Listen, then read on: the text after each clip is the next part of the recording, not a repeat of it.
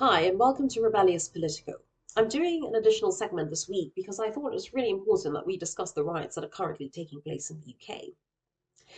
I think everyone would have seen on the news by now that there was a very awful incident that happened in Southport, and the results of which three children lost their lives.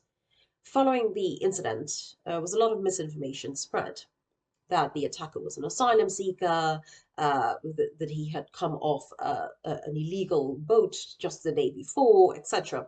And these riots are a response to that misinformation that was spread. And they are being termed as anti immigration riots. Now, after several days of these riots taking place, and I mean several days, these riots began last Tuesday, the 30th.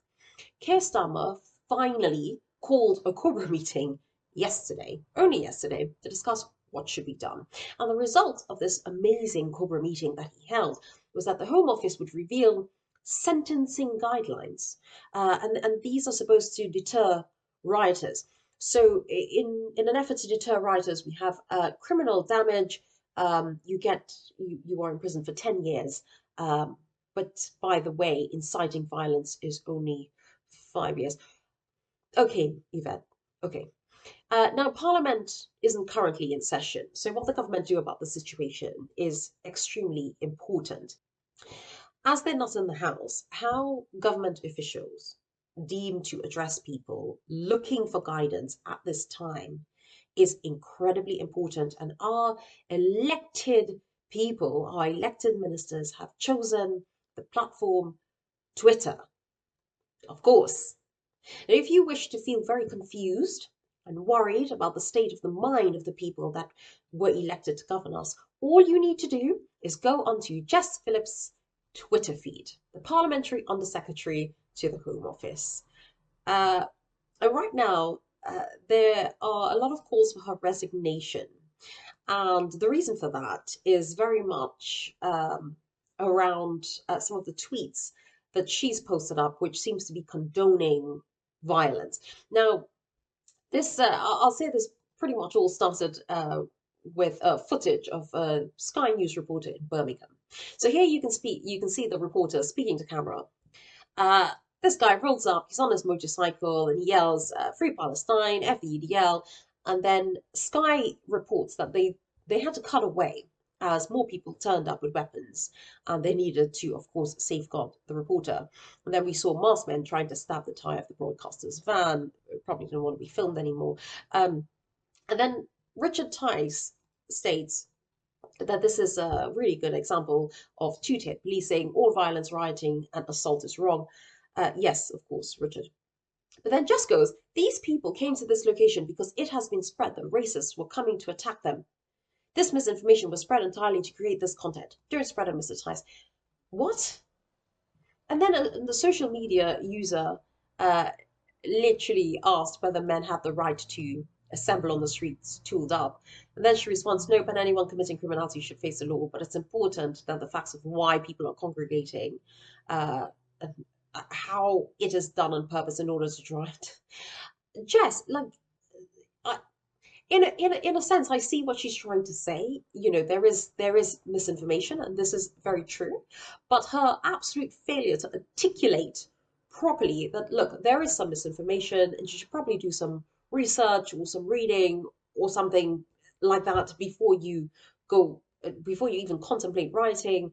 Yeah, it's just her lack of being able to properly articulate what it is she's trying to say is just so disappointing for the ministerial role that she holds. How can a minister write like this on a public platform, especially regarding such a serious issue? What she's saying absolutely seems to tell the public that actually it's okay for you to be a vigilante. It's okay for you to come out and handle these matters. It's important for us to understand, to grasp why they would feel the need to do this. No, you're the government. You're the government. You're actually supposed to be saying, guys, riots are taking place. We're going to be handling this. Any sort of violence on our street, any sort of civil unrest, it is not acceptable. We're going to be dealing with this. But no, that's not what Jess Phillips chose to say on social media. And her choice of words is literally making excuses for these masked people. If this is not two-tiered policing, I don't know what is. And finally, I want to say that it's really incredible that Keir has not recalled Parliament. The current Home Office leadership, responsible for the safety of people, is incompetent. We are right now at a crossroads in our society where misinformation is rife, and people are quick to jump on any little excuse that they can find to vent whatever anger they either rightly or incorrectly feel. And instead of ensuring that the public remain calm, instead of ensuring that the public remain properly informed and all communities are protected and reassured, we have a government minister going on Twitter to condone violence. And you know what? Kudos to Keir, I will say, for cancelling his trip. Well done, Keir, for cancelling your trip. But since you haven't gone on your trip, don't you think, especially given that your government is so young in terms of dealing with actual governing, that you should have recalled Parliament by now? This is the party that presented itself as the party ready, the government in waiting.